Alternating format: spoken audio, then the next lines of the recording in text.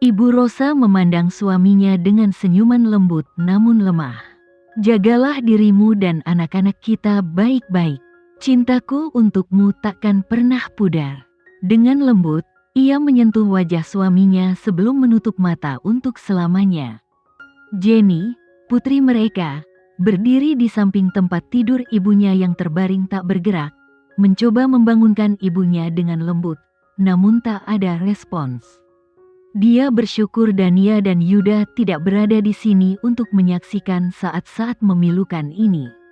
Beberapa hari lalu, ayah mereka telah mengirim mereka ke rumah bibinya, ingin melindungi mereka dari kesedihan yang tidak seharusnya mereka lihat di usia mereka yang masih sangat muda. Dania sempat menangis dan mencoba melawan kepergiannya, tetapi Jenny tidak bisa berbuat banyak. Jenny berusaha sekuat tenaga untuk memenuhi janjinya pada ibunya. Dia merawat Dania dan Yuda dengan sepenuh hati.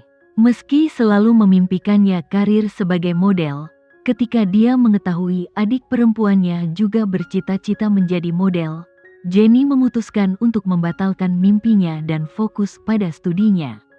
Berpikir tentang semua itu, hati Jenny terasa hancur. Rasa tidak berguna menyelimuti dirinya, dan ketidakmampuan untuk menahan rasa sakit membuatnya memutuskan untuk mengakhiri semuanya. Dia memanggil taksi dan melangkah ke tepi tebing, di mana keputusan terakhirnya menanti. Sementara itu, Julian sedang mengemudikan mobilnya dengan wajah cemberut. Dia menoleh pada asistennya. Di mana dia? Asisten Nona Jenny melaporkan bahwa dia baru saja memanggil taksi. Kami mengikuti jejaknya, jawab asistennya. Julian mengerutkan dahi. Kemana dia pergi? Bos, saya sudah mendapatkan lokasinya. Apakah kita harus pergi ke sana? Rafael, asistennya, bertanya dengan cemas. Dengan ekspresi yang semakin gelap, Julian melemparkan tatapan tajam pada Rafael. Tentu saja kita harus mengikuti Jenny. Rafael segera memberikan alamat kepada sopir dan mobil pun melaju cepat. Selama perjalanan, suasana di dalam mobil sangat tegang, dengan Julian yang terus-menerus meminta sopir untuk mengemudi lebih cepat. Rafael merasa tertekan melihat bosnya yang biasanya tenang kini tampak begitu gelisah dan penuh kecemasan. Dalam pikirannya, Rafael merenung, kenapa bosku begitu tertekan? Apakah Nona Jenny sangat penting bagi dia? Di tepi tebing, Jenny berdiri sendirian, memandangi jurang di bawahnya. Julian, yang akhirnya tiba di lokasi, melompat dari mobil dan berlari ke arah tebing dengan hati berdebar. Ketika melihat sosok yang dikenalnya dari belakang, Julian merasa lega, tetapi kepanikannya belum berakhir.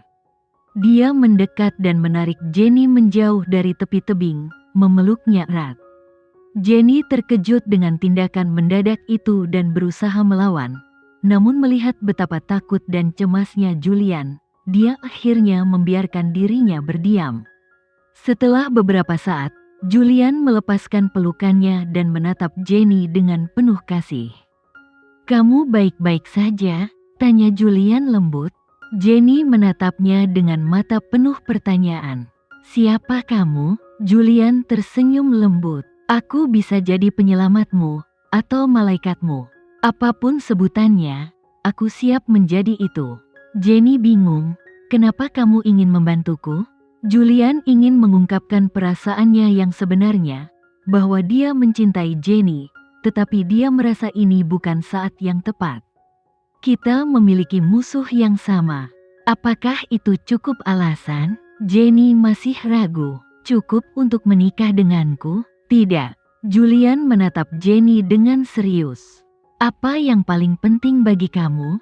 Apakah kamu tidak ingin membalas dendam pada mereka yang telah menyakitimu? Jangan biarkan mereka lolos begitu saja. Apakah kamu akan membiarkan mereka menang?"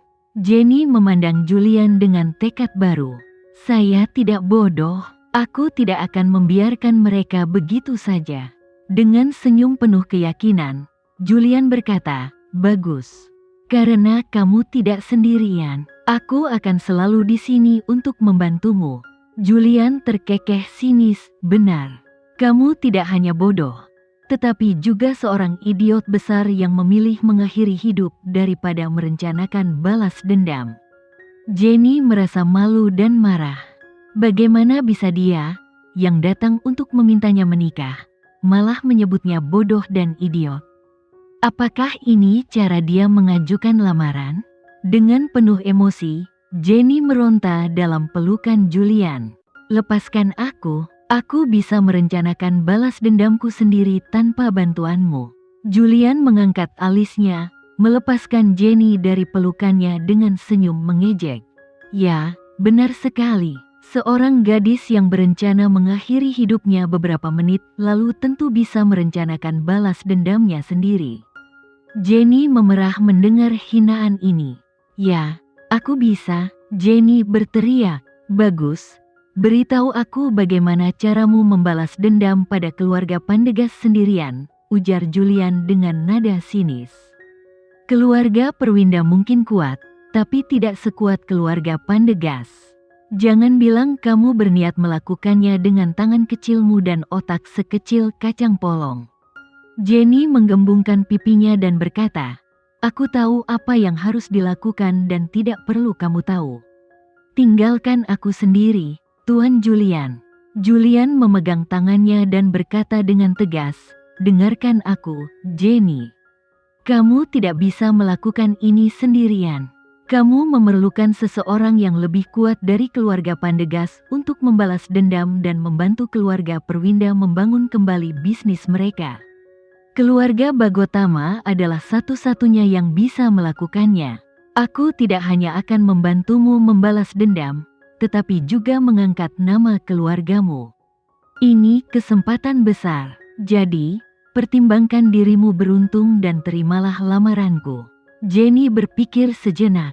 Bolehkah aku berpikir dulu? Julian melihat arlojinya dan berkata dengan nada perintah, tentu saja, kamu punya waktu 5 menit. Jenny terkejut. Hei, siapa kamu? 5 menit tidak cukup. Julian kembali melihat jamnya. Tinggal 4 menit 49 detik lagi. Jenny merasa frustrasi dengan sifat perintahnya. Ah, berhenti memaksaku. Kamu tidak bisa melakukan ini. Merasa kesal, Jenny menutup wajahnya dengan tangan dan duduk. Julian, yang tetap tenang, berkata, tersisa 4 menit 5 detik. Jenny memegangi rambutnya dan berteriak, berhenti menghitung. Kamu membuatku gugup. Julian terkekeh, kamu tidak terlihat gugup. Beberapa menit lalu, kamu bahkan berencana melompat dari tebing untuk seorang bajingan yang tidak menikah denganmu. Jenny menutup telinganya dan berteriak, berhenti. Berhenti membicarakan itu. Biarkan aku berpikir dengan tenang. Tolong diam. Melihat tingkahnya yang lucu, Julian memutuskan untuk tetap diam. Meskipun ia terdengar percaya diri, hanya Julian yang tahu betapa gugupnya dia. Tangannya berkeringat dan butiran keringat menetes di keningnya. Dia melihat arlojinya lagi dan berkata, waktumu sudah habis. Apa keputusanmu? Jenny masih duduk di tanah, menatapnya dan berkata, bagaimana jika aku mengatakan aku tidak ingin menikah denganmu? Julian tertawa terbahak-bahak. Jenny penasaran dan bertanya, apa yang kamu tertawakan? Julian menatap matanya dan berkata, Nona Jenny, apakah kamu merasa memiliki pilihan? Aku adalah Julian. Aku bisa melakukan apa saja yang aku mau. Menikahi orang sepertimu yang tampak seperti idiot tidak ada artinya bagiku. Percayalah padaku saat aku bilang itu. Aku akan melakukan apa saja untuk membuatmu jadi milikku selamanya, bahkan jika harus mengorbankan nyawaku sendiri. Jenny melihat tatapan tajam di matanya dan bertanya, kenapa kamu memberi waktu untuk berpikir? Julian merapikan jasnya dan berkata, formalitas. Makhluk tak tahu malu, seru Jenny. Hanya untukmu, jawab Julian dengan senyum lebar. Setelah berpikir beberapa menit, Jenny akhirnya berkata, "Baiklah, aku setuju untuk menikah denganmu, tapi aku punya beberapa syarat." Wajah Julian bersinar saat dia mendengar persetujuan Jenny. Dia bahkan tidak peduli dengan syarat-syaratnya. Yang penting baginya adalah dia akan menjadi istrinya. "Baiklah, apapun yang Nyonya Jenny inginkan akan kulakukan." Jenny memutar matanya dan berkata, "Dengarkan aku dulu." Julian mengangguk memberi isyarat agar Jenny melanjutkan. "Pertama, kita hanya akan menikah di atas kertas. Aku akan menjadi istrimu hanya untuk formalitas, tapi kita tidak akan berbagi hubungan fisik apapun. Kedua, kita tidak akan berbagi ruangan yang sama. Ketiga, setelah 1 tahun, aku berhak menceraikanmu jika aku mau. Keempat, selama pernikahan kita, kamu tidak boleh mengungkit kejadian di tepi tebing ini. Kelima, jangan pernah menyebut tanganku sebagai tangan kecil.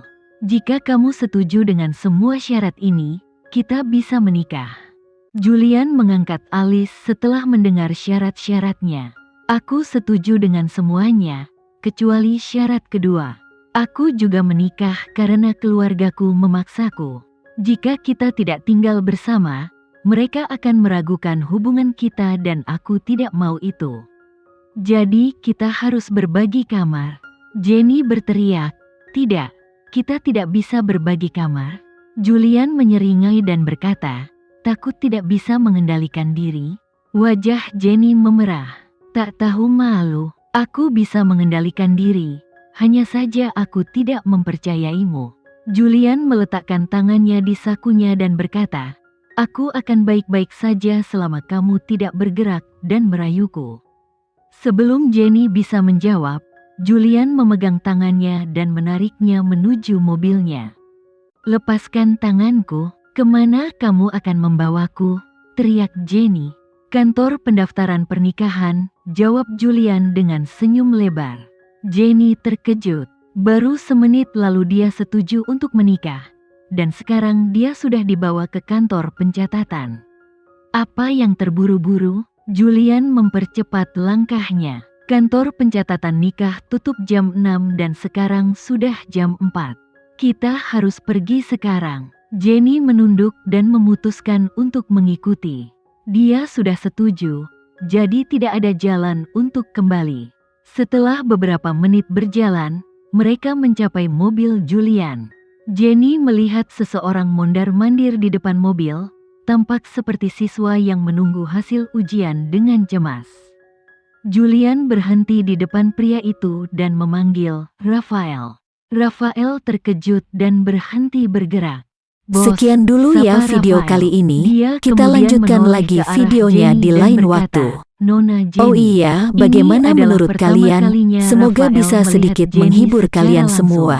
Sekarang dia Untuk teman-teman mengerti yang baru mengapa nonton, bosnya yang jangan dingin lupa dan subscribe penyendiri ya, sangat hehehe. tergila-gila padanya. Dan kalau teman-teman ada Kecantikan yang Jenny ingin gabung membuat langganan Rafael bisa langsung terkejut. gabung saja Kulitnya untuk dapat seputih fitur yang susu, menarik dan mata sedikit coklat membantu muda, Mimin. dan rambut hitam Terima legamnya kasih banyak diikat sudah menjadi menonton, sampai sanggul. jumpa lagi, bye. Tubuhnya yang sempurna memenuhi standar model internasional.